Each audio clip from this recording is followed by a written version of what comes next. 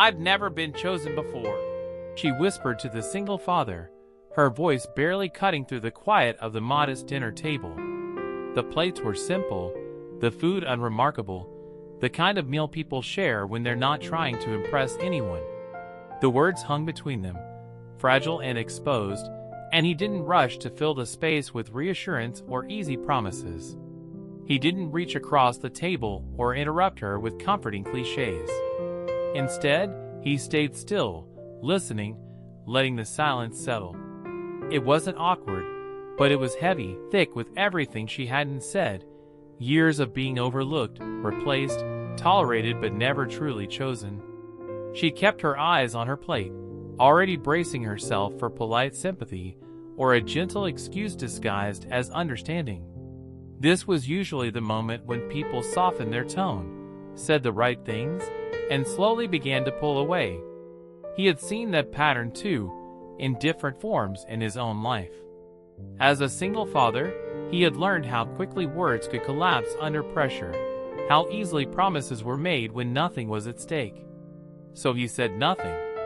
He noticed the way her shoulders tensed, the way she seemed to shrink, as if expecting confirmation of what she already believed about herself. The clock ticked faintly in the background. Outside, a car passed, ordinary life continuing without ceremony. Finally, he looked up, not with pity, not with urgency, but with a calm steadiness that caught her off guard. There was no dramatic response waiting to unfold, no grand declaration forming behind his eyes. Just a quiet decision taking shape, unspoken but deliberate. In that still moment, before any reassurance or explanation, something shifted.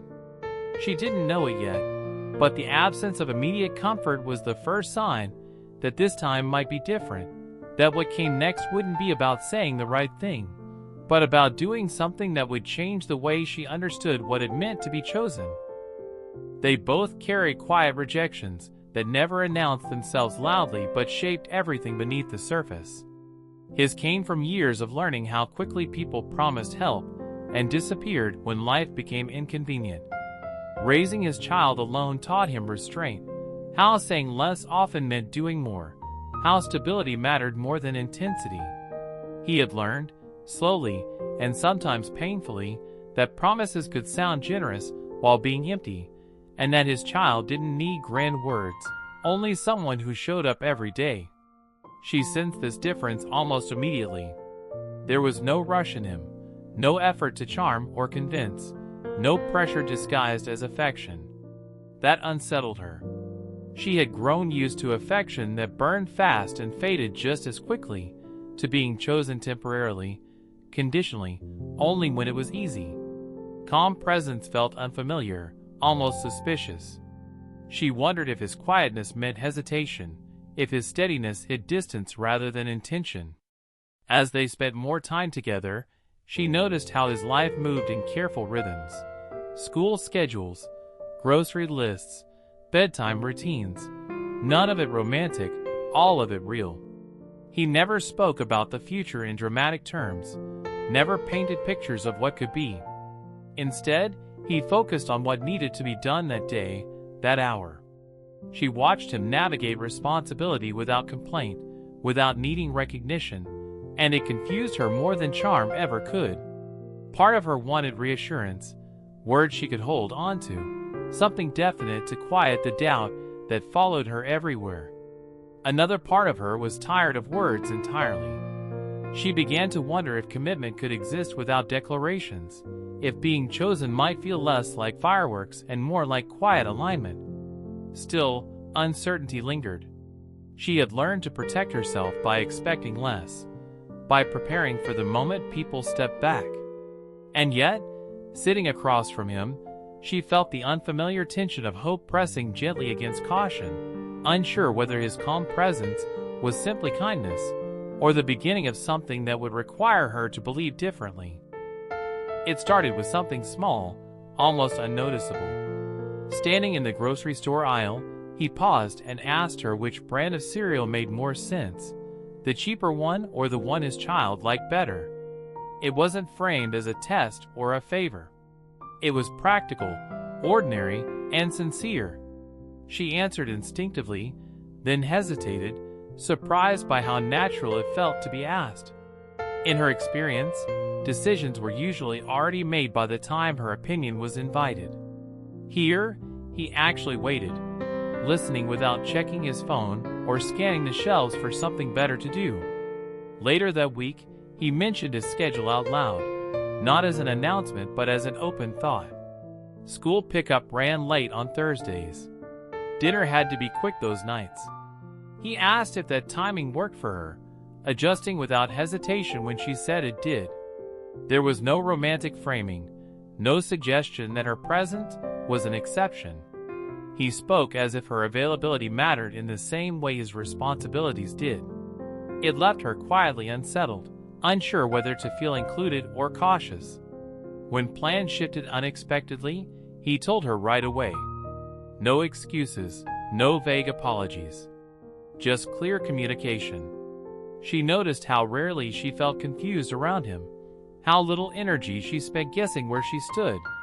One afternoon, he asked if she could pick up his child from school because traffic had stalled him across town.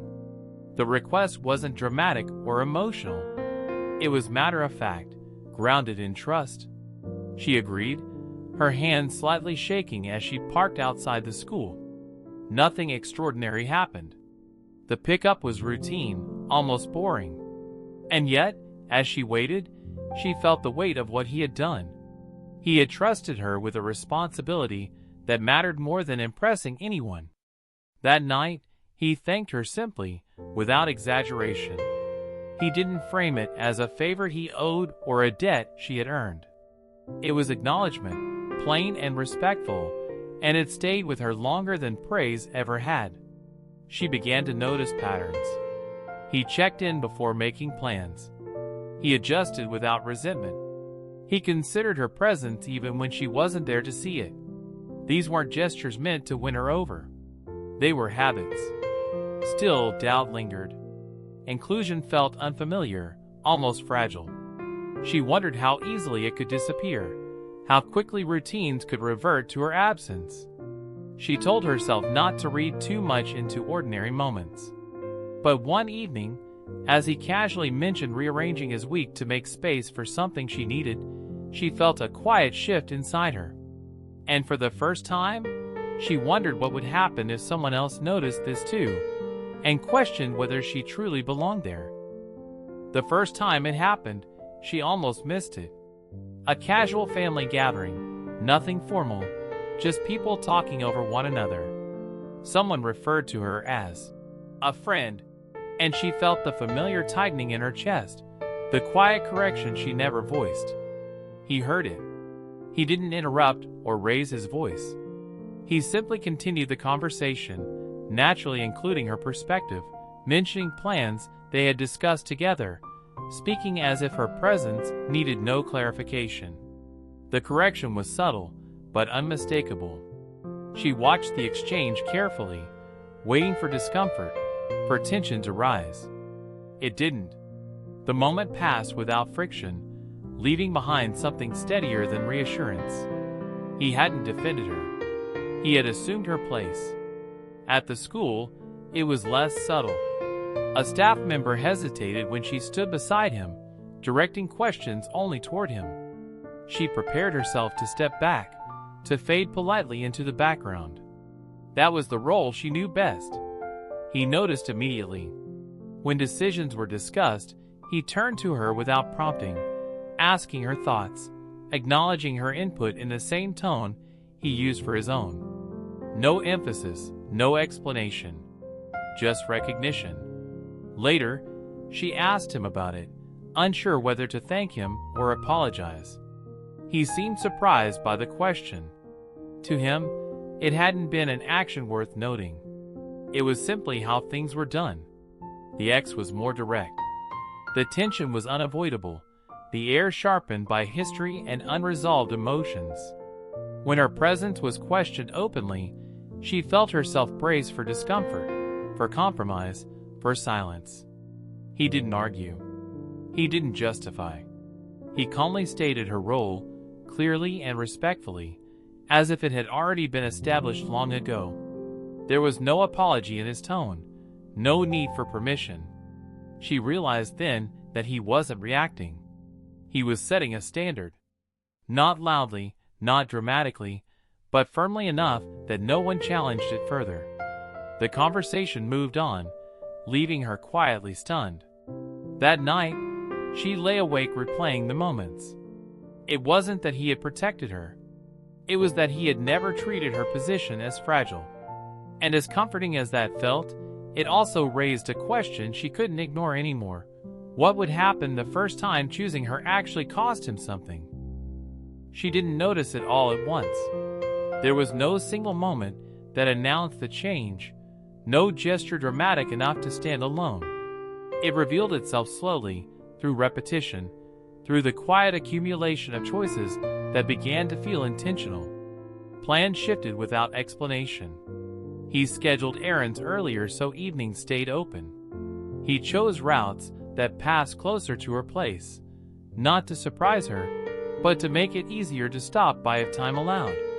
When conflicts arose, he adjusted calmly, without frustration.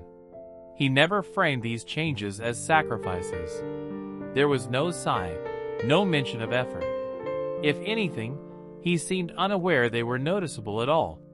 He moved through his days with the same steady rhythm, simply making room where room was needed. She tested her assumptions, telling herself she was overanalyzing. She had learned to be cautious, to distrust patterns that once meant little. But the consistency refused to fade. When she mentioned something casually, an appointment, a concern, she later saw it reflected in how he planned. Even when she wasn't present, his decisions carried her imprint. She learned this indirectly, through conversations that revealed he had already considered her needs without consulting her. It unsettled her more than grand gestures ever could. Once, she apologized for being inconvenient. The words slipped out before she could stop them. He looked at her, confused, as if the concept itself didn't fit the situation. He reminded her gently that lives adjusted when people mattered. That sentence stayed with her. Not because it was profound, but because it was said so plainly. No emotion attached. No reassurance demanded. Just a statement of fact. She began to realize that his choices weren't reactive. They weren't responses to her moods or fears. They were built into how he organized his life. She wasn't an exception. She was a consideration. Still, a part of her resisted believing it. Patterns could change. People adapted temporarily. She told herself not to grow comfortable, not to lean too heavily into something that hadn't been promised. And yet, one evening, when she discovered he had quietly turned down an opportunity that conflicted with something important to her, she felt a shift she couldn't dismiss. Because this time, his choice had happened entirely without her knowing, and she wondered how many others like it she had never seen. The misunderstanding was small on the surface, the kind that usually faded with a quick explanation. A missed message, a change in plan she wasn't informed about. Nothing dramatic, nothing loud. But to her, it landed heavily, striking a familiar nerve. She didn't confront him right away. She never did. Experience had taught her that questions often made things worse, that asking for clarity sometimes accelerated distance instead of preventing it. So she waited, watching carefully. When he seemed distracted the next time they spoke, her chest tightened. The calm she had started to trust now felt fragile, as if it could dissolve at any moment. She told herself this was how it always began. Her past filled in the blanks quickly.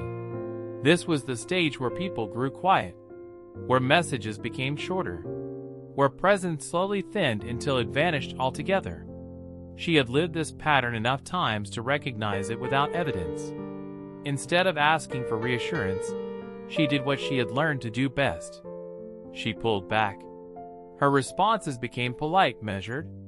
She stopped volunteering information, stopped leaning into conversations. She created distance before it could be imposed on her. He noticed the change immediately, though he didn't comment on it. He adjusted, giving her space, unaware that the space itself confirmed her fears. Each unanswered question tightened her resolve to expect less. She replayed the misunderstanding repeatedly, dissecting it for meaning. Maybe she had misread the importance of her place. Maybe the consistency had been temporary, convenient. Maybe this was where reality corrected her expectations.